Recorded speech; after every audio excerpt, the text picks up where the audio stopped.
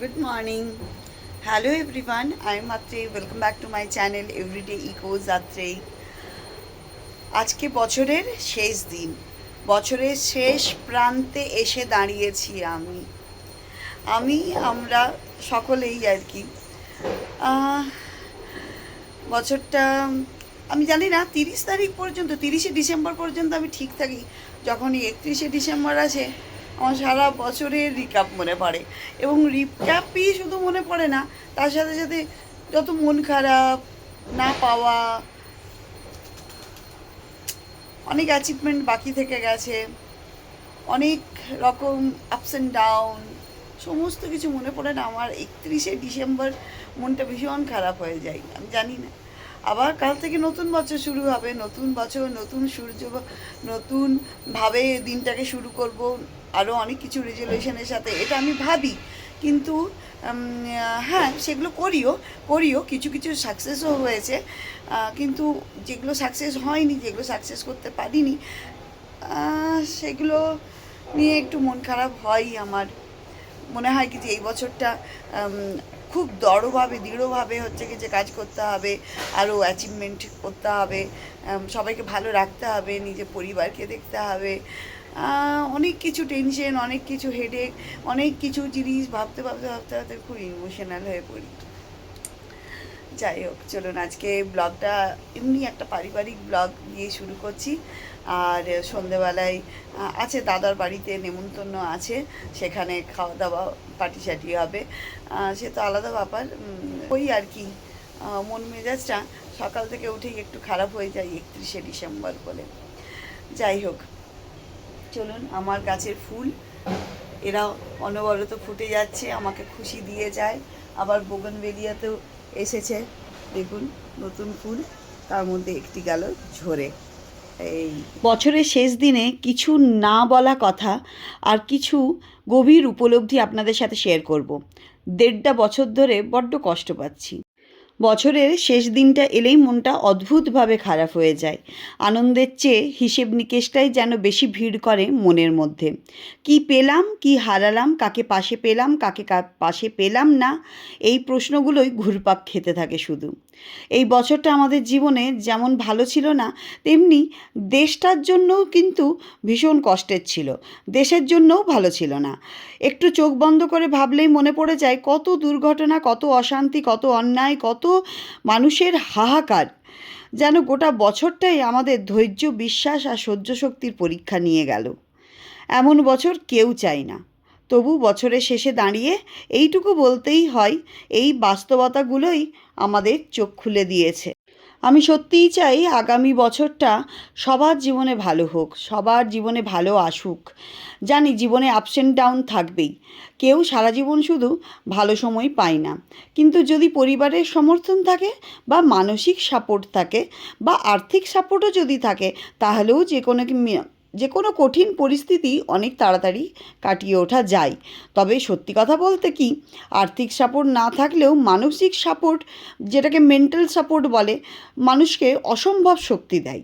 একটা moral support যেটাকে বলে, সেটাও কিন্তু ভীষণভাবে শক্তি দেয়।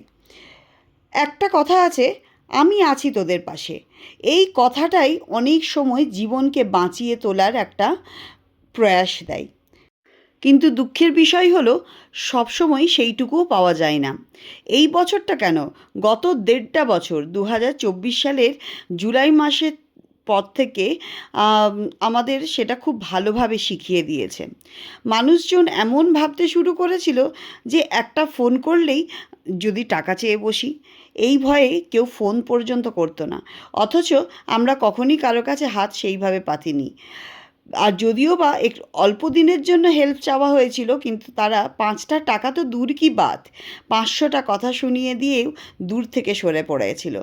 তবু সন্দেহ, অবিশ্বাস আর স্বার্থ মানুষকে কতটা অন্ধ করে দিতে পারে, এই বছরটা আমাদের সেটা বুঝিয়ে দিয়েছে। কেন এই কথা বললাম জানেন? আমার হাজব্যান্ড 2024 সালের এপ্রিল মাস থেকে জবলেস ছিল। প্রায় 6-7 মাস ধরে আমাদের জবলেস ছিল। 6-7 মাস ধরে আমরা ভীষণ খারাপ পরিস্থিতির মধ্যে দিয়ে কাটিয়েছিলাম। ব্যাঙ্গালোর সিটির মতন জায়গায় 6-7 মাস যদি কোনো মানুষের জব না থাকে, তাহলে বুঝতেই পারছেন কত বড় অসুবিধে হতে পারে। কত মানুষ জমাতে পারে এখানে, আর জমিয়ে জমানো টাকা তো খরচাও তো হয়ে যায় আশেপাশে, বাচ্চা স্কুলের খরচা, ফিস দেওয়া, একটা সোসাইটিতে হচ্ছে কি যে থাকলে তার মেনটেনেন্সের খরচা, বাড়িতে পাঠানো, সমস্ত কিছু। শেষের দিকে এসে আমরা একটু হাঁপিয়ে পড়েছিলাম, তাই এই কথাগুলো বলা। আমি বুঝতে শিখেছি স্বার্থ আর অর্থ কীভাবে মানুষের ব্যবহার, সম্পর্ক আর মুখোশ বদলে দেয়। কত মুখোশধারী মানুষ দেখলাম, চিনতে শিখলাম, বুঝতে শিখলাম। খুশির দিনে সবাই পাশে থাকে, ছবি তোলে, হাসে, গল্প করে, হাহা হিহি হো হো, দারুণ মজা। কিন্তু দুঃখের দিনে কাউকে পাওয়া যায় না। যাদের কাছ থেকে আশা করেছিলাম তারা তো ছিলই না, কিন্তু যাদের সাথে আমরা বেড়াতে গিয়েছিলাম, আমার আগের ব্লগগুলো দেখেছেন বা যারা আমার ব্লগে আসে, তারা সাধারণত অনেক সুন্দর সুন্দর মুহূর্ত আমাদের সাথে ভাগ করে নিয়েছিল এবং সেই বিপদেও আমাদের সাথে অনেক মুহূর্ত ভাগ করে নিয়েছিল। তারাই পাশে ছিল, তারাই পাশে থাকবে, এটাই আমার বিশ্বাস, আর তারা পাশে আছেও। আর সবচেয়ে কষ্টের সত্যিটা হলো রক্তের সম্পর্কগুলোই অনেক সময় সবচেয়ে বেশি বেইমান হয়। অনেক সময় কেন, সব সময়ই সবচেয়ে বেশি বেইমান হয়। অর্থ আর স্বার্থের জন্য ঠিকঠাক phone call, WhatsApp call, message এগুলো ঠিকই আসতো, কিন্তু যখন সত্যিকারের বিপদ এলো তখন তারা যেন হঠাৎ করে 10 মাইল দূরে সরে গেল। যদি পাছে টাকা দিতে হয়, এই ভয়টাই যেন সম্পর্কের মাপকাঠি হয়ে দাঁড়িয়েছিল। এই দুনিয়াটা সত্যিই অদ্ভুত, আর এই উপলব্ধিটা আমার হাজব্যান্ডও খুব ভালো করে বুঝতে পেরেছিল। এই রিয়েলাইজেশনটা হওয়া খুব দরকার ছিল জানেন, না হলে আমি কিছু বললেই বা কাউকে চিনিয়ে দিতে গেলেই আমি খারাপ হয়ে যেতাম, তার কাছেও আর তার পরিবারের কাছেও। তাই কখনো কখনো চুপ করে সহ্য করাটাই বুদ্ধিমানের কাজ। সময়ই ঠিক মানুষকে চিনিয়ে দেবে, কথাই নয়, তাদেরই কাজে। আমরা ভগবানকে খুব বিশ্বাস করি, খুব ভক্তি করি, খুব শ্রদ্ধা করি, খুব পুজো পাশা করি, তার ভীষণ সেবা করি। তাই হয়তো তিনিই সঠিক রাস্তা দেখিয়ে দেন আমাদেরকে প্রতিবার। বেঠিক মানুষদের নিজে থেকেই চিনিয়ে দেন, সঠিক মানুষদেরকেও দেখিয়ে দেন কি যে এর পাশে থাকলে, এরা তোদের পাশে থাকলে তোরা ভালো থাকবি, এই রকম ব্যাপার। তাই যারা আমাদের খারাপ সময়ে 10 মাইল দূরে ছিল আমাদের থেকে, যারা ছিটকে নিজেদেরকে দূরে সরিয়ে রেখেছিল, আমার মনে হয় তাদের থেকে দূরে থাকাই ভালো। যেদিন আমাদেরকে ভালোবেসে কাছে ডেকে নেবে সেদিনই না হয় যাব, তার আগে কিন্তু নয়। নিজের সম্মান টাকা পয়সার থেকেও অনেক বেশি। আপনি আপনার বাড়িতে ভাত, ডাল, আলু চোখা খেয়ে থাকুন, কিন্তু সম্মানের সাথে থাকুন, এর থেকে দামি জিনিস আর কিছু হতে পারে না। আমার বাড়ির ছোট্ট মেয়েটার খোঁজটা পর্যন্ত কেউ রাখেনি জানেন।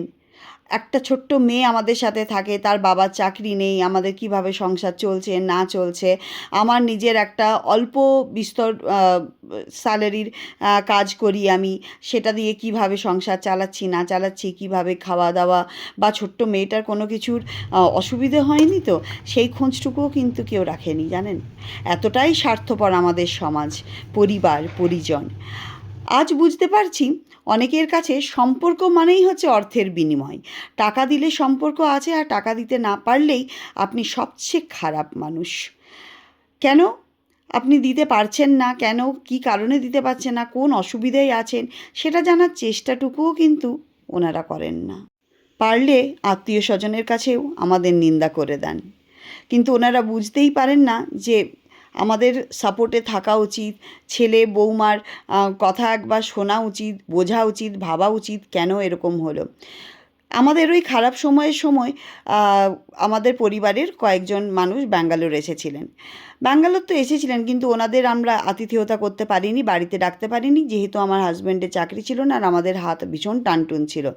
মানে আমরা লজ্জায় তাদেরকে বাড়িতে ডাকতে পারিনি, কিন্তু ওনারা শনি রোববারগুলো অন্যদের বাড়িতে থাকতেন, ঘুরতেন ফিরতেন, মজা করতেন, হাহাহি সমস্ত কিছু চলতো। যখনই সোমবার হয়ে যেত, যখন ওনারা ব্যস্ত হয়ে যেত, তখন আমাদের বাড়িতে আসতেন। কিন্তু আমার হাজব্যান্ডের চাকরি না থাকলেও তার তো ইন্টারভিউর কল চলছিল, তাকে পড়াশোনা করতে হতো, কিছু অনলাইন কোর্সেস করছিল, আমার অফিস ছিল, আমার মেয়ের স্কুল ছিল, আমরা কীভাবে যে ম্যানেজ করব? তো শনি রোববারগুলোতে এলে তবু সেটা ম্যানেজেবল ছিল, উইকডেজে কী করে ম্যানেজ করব? তো যেহেতু আমরা সত্যি কথা বলতে আমরা লজ্জিত, আমরা ডাকতে পারিনি তার জন্য, কেন কি আমাদের সেই সামর্থ্যটুকু ছিল না সেই সময়। সোজা গিয়ে আমার শ্বশুর শাশুড়ির কাছে মানে কমপ্লেন করে দিল, ওরা ডাকলো না, ওরা বললো না, ওরা যেতে বললো না। কিন্তু আমরা কেন যেতে বললাম না, কেন আসতে বললাম না? আমরা লজ্জায় আসতে বলতে পারছিলাম না, কেন কি আমরা এতটাই টাইট সিচুয়েশনের মধ্যে দিয়ে যাচ্ছিলাম, মানে ওনাদেরকে মেনটেন করার মতনও আমাদের আর্থিক অবস্থা ছিল না। তাই জন্য অনেক অনেক কষ্টে আমাদের সেই দিনগুলো পার হয়েছে। সেই দিনগুলোর কথা মনে করলে আজও চোখের থেকে জল বেরিয়ে আসে, জানেন। কিন্তু ওনারা তো বুঝলেনই না, ওনারা গিয়ে আমার শ্বশুর মশাই শাশুড়ি মাকে কমপ্লেন করে দিলেন, আমার শ্বশুর শাশুড়িও বুঝলেন না, ওনারাও হচ্ছে কি যে আমার হাজব্যান্ডের সাথে ঝগড়াঝাটি অশান্তি করে বসলেন। কেন ডাকলি না, কেন খাওয়ালি না, কেন বললি না, কেন বলতে পারলো না, সেটা একটু বোঝার চেষ্টা করো। তোমরা তো সবই জানো, কিন্তু সব কিছু জেনেও হচ্ছে কি যে ওনারা কিছু জানার চেষ্টা করেন না। কষ্টের বিষয় হলো এটাই। আপনি ওনাদের কাছ থেকে কিছু আশা ভরসা কিন্তু রাখতে পারবেন না। আপনার জন্য বিন্দুমাত্র কিন্তু কেউ কিচ্ছু ভাববে না, করবেও না, কিন্তু আপনাকে নিয়মিত সব কিছু করে যেতে হবে। বিয়ের 15টা বছরে আমি সত্যিকারের কাউকে পাশে পাইনি। সবাই নিজের মতো করে দিনের পর দিন চলেছে, কিন্তু আমি যদি চলতে যাই তাহলেই কিন্তু প্রবলেম। কিন্তু এখন আর আমি এত গুরুত্ব দিই না। কেন দেব? আমি তো কিছু পাইনি, আমি এখন কোনো গুরুত্ব কাউকে দিতেও চাই না। গুরুত্ব মানুষ তখনই পাই যখন তুমি আমার জন্য কিছু করেছো, আমি তখনই তোমার জন্য কিছু করব। 15টা বছর ধরে অনেক স্যাক্রিফাইস করা হয়ে গেছে। এবার আসি, যারা এত স্বার্থ আর অর্থর বিনিময়, অর্থ নিয়ে খেলা করছিল, তারা কি সত্যি ভালো আছে? এটা একটা অনেক বড় প্রশ্ন। তারা কি সত্যি ভালো আছে? না, না, নেই। তারাও ভালো নেই, আর কোনো দিন থাকবেও না। দিনের পর দিন আমরা যে চোখের জল ফেলেছি, মনে কষ্ট পেয়েছি, ভগবান কি সেগুলো ছেড়ে দেবে? না, কখনোই দেবে না। কষ্টের হিসেবেও ভগবান রাখেন। যারা আমাদের বা আমাদের পরিবারের ক্ষতি চেয়েছে, তারা নিজেরাই কখন যে নিজেদের পরিবারের ক্ষতি করে ফেলেছে সেটা নিজেরাও বুঝতে পারেনি। পরে গিয়ে রিয়েলাইজ করছে কি যে দিনের পর দিন আমরা ক্ষতি করে ফেলেছি, ওনাদের নিজেদের ক্ষতি হয়ে গেছে। এত হিংসা, এত ছোট মন, শেষে তারা কি পেল? কিছুই না। এই বছরে আমরা অনেক কিছু হারিয়েছি, অনেক সম্পর্ক, অনেক মানুষ যারা এই পৃথিবী ছেড়ে চলে গেছে, অনেক নিষ্পাপ প্রাণ, তাদের তো কোনো দোষই ছিল না, তাদেরকেও হারিয়ে ফেলেছি। কিন্তু একই সঙ্গে আমরা জীবনকে চিনতে শিখেছি, বাস্তবতাকে বুঝতে শিখেছি, আর এই পরিস্থিতির শিকার না হলে হয়তো কিছুই শিখতে পারতাম না। তাই মানুষের জীবনে খারাপ সময় আসাও ভীষণই দরকার। যাদের ভালোবাসার সত্যি পেয়েছি, যারা এখনও ভালোবাসে, তাদের সেই ভালোবাসার জায়গাটা এখনও রয়ে গেছে। আর যারা ক্ষতি চেয়ে আসছে, প্রতিনিয়ত আমাদের খারাপ চাইছে, প্রতিনিয়ত আমাদের ক্ষতি চাইছে, তারা সেই জায়গাতেই পড়ে আছে, আর তারা ক্ষতি চেয়েই যাচ্ছে, চেয়েই যাক, তাতে যদি শান্তি কী পাবে না পাবে তারাই বুঝে নেবে। তাই 1.5 বছর ধরে 2024-এর জুলাই মাস, অগাস্ট মাস থেকে পুরো বছরটার আমাদের 25-এর বছরটাও ভালো যায়নি। মানে ওই যে 7 মাস যে ঘাটতি ছিল, সেই 7 মাসের ঘাটতিটা আমাদেরকে কমপ্লিট করতে করতে 2025 সালটা পুরো লেগে গেল। তবুও মাথা উঁচু করে দাঁড়াতে পারিনি। প্রতি মুহূর্ত মুখ থুবড়ে পড়ার ভয় থাকে। খুব বেশি আশা আকাঙ্ক্ষা নেই তো, তাই মানিয়ে চলতে অসুবিধে হয় না। আমার মানিয়ে নিতেও কোনো অসুবিধে নেই, কিন্তু মানুষের সঠিক বিচার হওয়াটা খুব জরুরি, সেটাই হয় না। কিছু চালাক মানুষ, কিছু ফ্যামিলি পলিটিক্স যারা করতে ভালোবাসে, তাদের সাথে তো আমি পেরে উঠি না। স্পষ্ট কথা বলে দিলেই তখন আত্রেই খারাপ হয়ে যায়। তাই যারা ক্ষতি চেয়ে যাচ্ছেন তারা ক্ষতি চেয়ে যান, আর আমি আমার ভগবানকে যেমন বিশ্বাস করি সেই বিশ্বাস নিয়েই হচ্ছে কি যে চলবো এবং তাকে প্রতিনিয়ত পুজো করব, তার সেবা করব। আমরা যেভাবে আছি সেইভাবেই থাকি। তবে খারাপ পরিস্থিতি না এলে আমরা এতগুলো মানুষের মুখোশধারী মানুষগুলোকে দেখতে পেতাম না। এটা একদম পরিষ্কার কথা। তাতে যে যাই মনে করুক, আমার কিছু করার নেই, এটাই সত্যি কথা। চলুন তাহলে আমি আবার নতুন করে স্বপ্ন দেখা শুরু করি, নতুন করে শুরু করি আমার জীবনটাকে, নতুন বছর শুরু করি। আপনারাও আমার সাথে সাথে নতুন বছরে আনন্দ করুন। ভগবানের কাছে এটাই প্রার্থনা যে যাতে আমরা ভালো থাকতে পারি, সুস্থ থাকতে পারি, আপনারাও যাতে ভালো থাকতে পারেন, সুস্থ থাকতে পারেন, আর সুন্দরভাবে আপনাদেরও জীবন কাটুক, আমারও জীবন কাটুক। লড়াই চলে যাবে, লড়াই চালিয়ে যেতে হবে। আর কিছু মানুষকে দাবিয়ে রাখার জন্য আপনাকে তো এইটুকু লড়াই করতেই হবে। কেন কি প্রত্যেকটা মানুষ চাই কিভাবে গলার উপরে পাটা তুলে মাথার উপর ছুরি ঘুরিয়ে দাবিয়ে রাখতে পারো। এটা সবাই চায়, কিন্তু সেটা করতে দেওয়া যাবে না। কেন কি যারা আমার দুঃখের দিনে পাশে ছিল না, তারা সুখের দিনে পাশে থেকে গুরুত্ব কি আর বাড়াতে পারবে? আমাদের মন কি জয় করে নিতে পারবে? না, মনের কোনো না কোনো জায়গায় কষ্টটুকু থেকে যাবেই। সেই কষ্টটুকু বিলীন করা যাবে না। আর এই কষ্টটা মনে রাখলেই তবেই তো হচ্ছে কি যে আমি বাঁচতে পারবো ওদের মতন করে।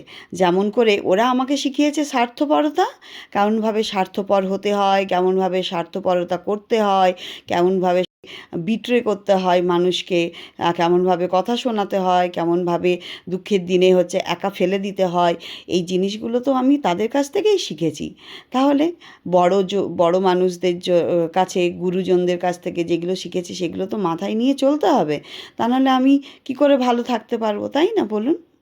চলুন তাহলে এই নতুন বছরে আপনারা সকলেই ভালো থাকুন, আর আমিও ভগবানের কাছে প্রার্থনা করছি যাতে ভালো থাকতে পারি, সুস্থ থাকতে পারি, আর আপনারাও ভালো থাকবেন, সুস্থ থাকবেন। আবারও দেখা হবে নতুন কোনো ব্লগে, নতুন কোনো গল্পের সাথে। ততদিন আপনারা খুব আনন্দ করুন, নতুন বছরকে আহ্বান জানান খুব ভালোভাবে, আর খুবভাবে আপনাদের দিনগুলো কাটুক, এটাই ভগবানের কাছে প্রার্থনা করি।